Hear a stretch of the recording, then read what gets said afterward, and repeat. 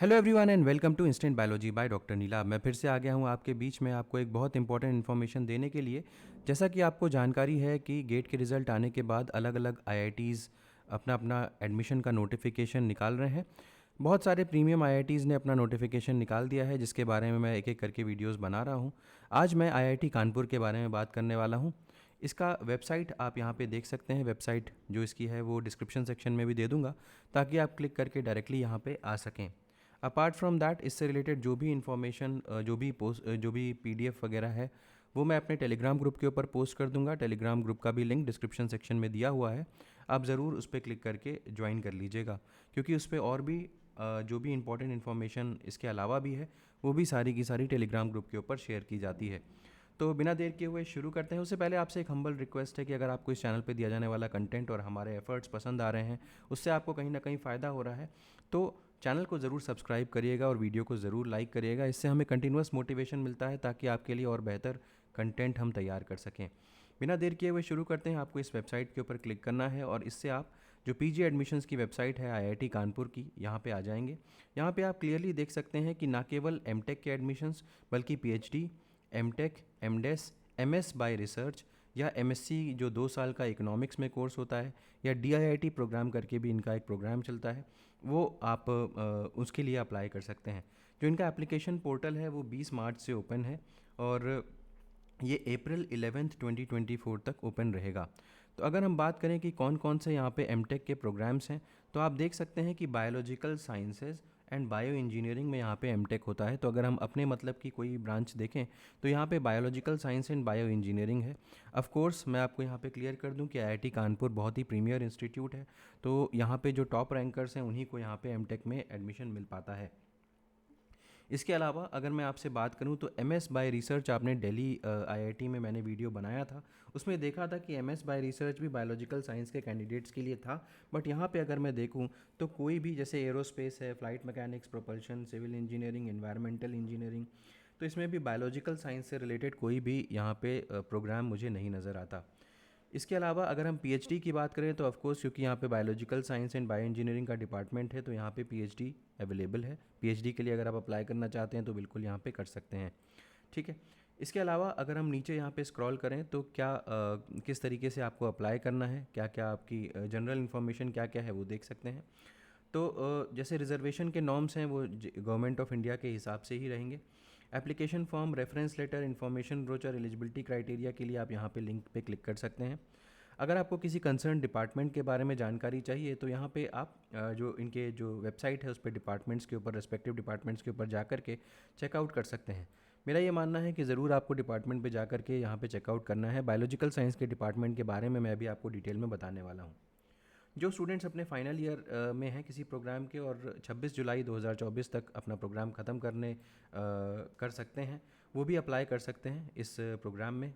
Financial support या institute assistantship scholarship will be provided to non sponsored PhD, MTech, MDes and MS by research students. तो जो non sponsored students हैं उनको यहाँ पे fellowship भी मिलेगी।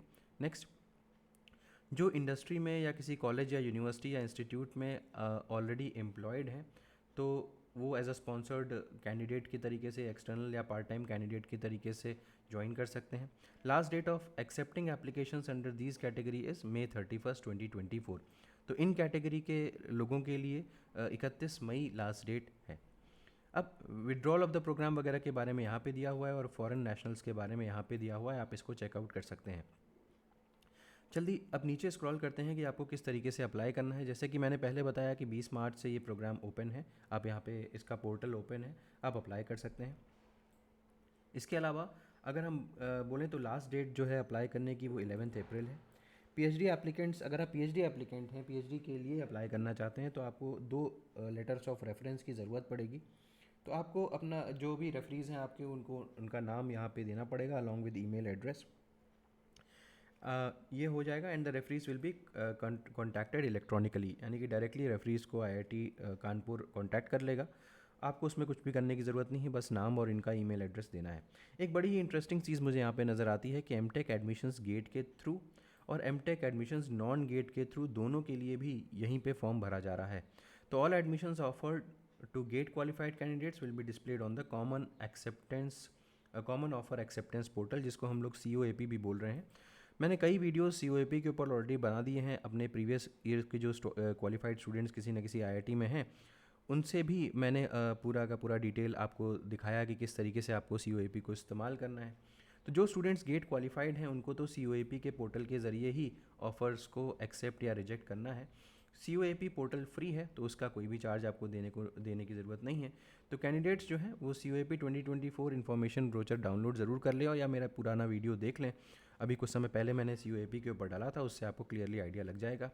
वहीं अगर मैं MTech नॉन गेट स्टूडेंट्स के बारे में बात करूँ, या MS रिसर्च या MDes या इस तरीके की जो प्रोग्राम्स हैं उनके बारे में बात करूं, तो उनको, इन स्टूडेंट्स को भी रजिस्टर करना है और एप्लीकेशंस को सबमिट करना है ऑनलाइन, अप्लाई ऑनलाइन वाले पेज के ऊपर।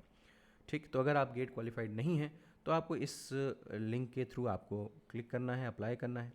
Application fee is ₹500 for general EWS OBC and OBC NCL candidates and ₹250 for SC ST and DAP candidates. Application fee is waived off for foreign national categories. ठीक है। Separate application form is to be filled for each programme और department. ये बड़ी important बात है कि अगर आप अलग अलग डिपार्टमेंट्स का फॉर्म भर रहे हैं तो अलग अलग आपको फॉर्म यहाँ पे भरने होंगे, यानी कि अलग अलग एप्लीकेशन फ़ीस आपको यहाँ पे सबमिट करनी पड़ेगी। ठीक है, ये क्लियर हो गया। तो ये जो है, ये पहले पेज में यहाँ पे दिया हुआ है, general information how to apply तक हो गया। अब मैं इन्फॉर्मेशन ब्रोचर पे क्लिक करता हूँ। आप इन्फॉर्मेशन ब्रोचर पे देखेंगे, जैसे ही क्लिक करेंगे तो यहाँ पे अलग अलग डिपार्टमेंट्स के अलग अलग इन्फॉर्मेशन ब्रोचर हैं। जैसे कि मैं इंटरेस्टेड हूँ biological science and bio engineering में, तो अगर मैं इसको ओपन करूँ तो ये biological science and bio engineering का इनका इन्फॉर्मेशन ब्रोचर है। आप नीचे स्क्रॉल करते हुए जाएंगे तो यहाँ पे दिखाई देगा कि यहाँ पे MTech और PhD दोनों ही चीज़ें यहाँ पे ऑफ़र की जा रही हैं। इसके अलावा अगर हम नीचे स्क्रॉल करें तो यहाँ पे दिया हुआ है जो जो फैकल्टी यहाँ पे काम कर रही है उनके डिटेल्स दिए हुए हैं। फैसिलिटीज़ क्या क्या हैं वो दी हुई, जैसे मैंने आपको बताया था ना कि बायोलॉजिकल साइंस के डिपार्टमेंट का सारा डिटेल जो है वो यहाँ पे मिल जाएगा, वो आप इसको स्टडी कर सकते हैं। अब देखिए, MTech इन BSBE 4 सेमेस्टर का ये प्रोग्राम है, जैसे हर जगह होता है। तो यहाँ पे बहुत ही मतलब जिसको हम लोग बोलते हैं कि वैरायटी ऑफ कैरियर ऑब्जेक्टिव्स को ये प्रोग्राम मीट करता है। डिपार्टमेंट ऑफ बायोटेक्नोलॉजी से सपोर्टेड है ये जो डिपार्टमेंट है या यहाँ का कोर्स जो है। इसके अलावा यहाँ पे 2 semesters involve hands on training and research. Midway through the programme students may apply for switch over to the PhD programme. तो ये बड़ी इंटरेस्टिंग चीज़ है, अगर आपने यहाँ से MTech ज्वाइन किया तो आप स्विच ओवर कर सकते हैं PhD में भी। तो the programme is designed for students from both biology and non biology background. अब कौन कौन से स्टूडेंट्स अप्लाई कर सकते हैं यहाँ पे देखते हैं। अगर आपके पास बैचलर्स डिग्री है 4 साल की, bachelors degree in technology, engineering, MBBS, pharmaceutical, agriculture और वेटनरी साइंसेज, यहाँ पे आप अप्लाई कर सकते हैं। Applicant should have secured minimum 6 यानी कि 60% मार्क्स होने चाहिए, या CPI आपका 6 होना चाहिए। इसके अलावा and the students should either have a valid GATE score or qualified in the national level test conducted by UGC, CSIR, DBT, ICAR or ICMR. Requirement of GATE score is waived off for MBBS degree holders and for engineering graduates from IITs. जो students IITs वगैरह से हैं already या MBBS किए हुए हैं उनको gate की ज़रूरत नहीं है।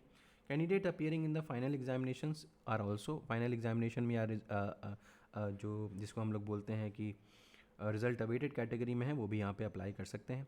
इसके अलावा PhD की डिग्री, PhD इन BSBE, ये भी ऑफ़र होती है।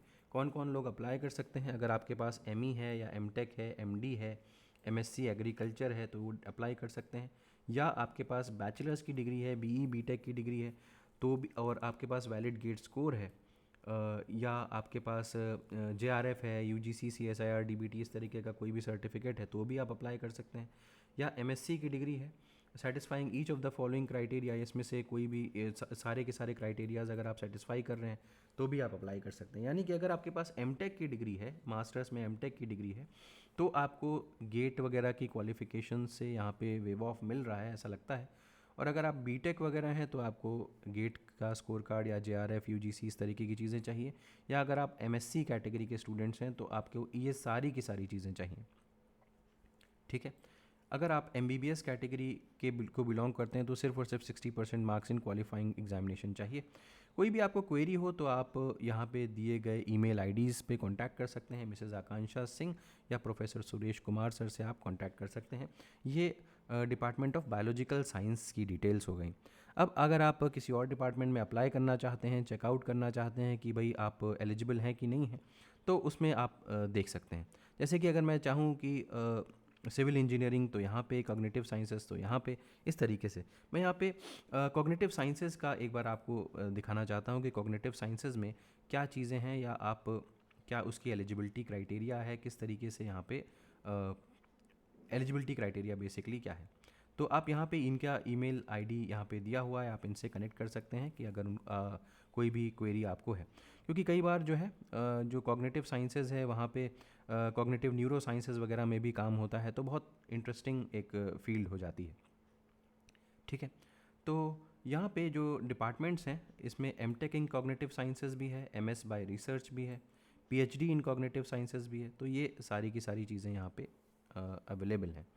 ठीक, एलिजिबिलिटी क्राइटेरिया यहाँ पे नहीं दिया हुआ है, आप कांटेक्ट कर सकते हैं अगर आप इंटरेस्टेड हैं तो ये हो गया। हमने इन्फॉर्मेशन ब्रोचर के बारे में बात कर लिया। एलिजिबिलिटी रिक्वायरमेंट के बारे में अगर हम देखें तो पीएचडी अगर आप करना चाहते हैं तो मैं ऑलरेडी आपको बायोलॉजिकल साइंस की पीएचडी मैं ऑलरेडी आपको दिखा चुका हूँ। अगर आप पीएचडी इन कॉग्निटिव साइंस करना चाहते हैं तो यहाँ पे इसकी एलिजिबिलिटी क्राइटेरिया है, आप इसको चेकआउट कर सकते हैं। तो यहाँ पे बेसिकली अगर पीएचडी की बात करें तो ऊपर जितनी भी चीज़ें थी वो पीएचडी के बारे में थी। अभी हम एमटेक के बारे में अगर बात करें तो एमटेक इन बायोलॉजिकल साइंसेज यहाँ पे दिया हुआ है। जो भी इसका इम्पॉर्टेंट जो एलिजिबिलिटी क्राइटेरिया की डिटेल्स थी मैंने ऑलरेडी पीछे भी बता दी हैं और यहाँ पर भी मेंशन्ड है, आप इसको ज़रूर चेकआउट कर लीजिएगा। अगर मैं और भी डिटेल्स देखूँ, जैसे कि हम एक चीज़ और मुझे बतानी थी कि हालांकि जैसे एमएस बाय रिसर्च में तो कोई भी ऐसा फील्ड नहीं है जहाँ पे आप बायोलॉजिकल साइंसेस के स्टूडेंट्स जो हैं वो अप्लाई करना चाहोगे, मुझे ऐसा लगता है, बट आप अपने स्तर पे इसको चेक कर सकते हैं। तो यही है। इसके अलावा फाइनेंशियल असिस्टेंटशिप के बारे में मैंने आपको बता ही रखा है कि क्या फाइनेंशियल असिस्टेंटशिप है। एलिजिबिलिटी रिक्वायरमेंट के बारे में भी मैंने आपको बता दिया। अब अगर हम देखें तो यहाँ पे मैं होम पे आता हूँ।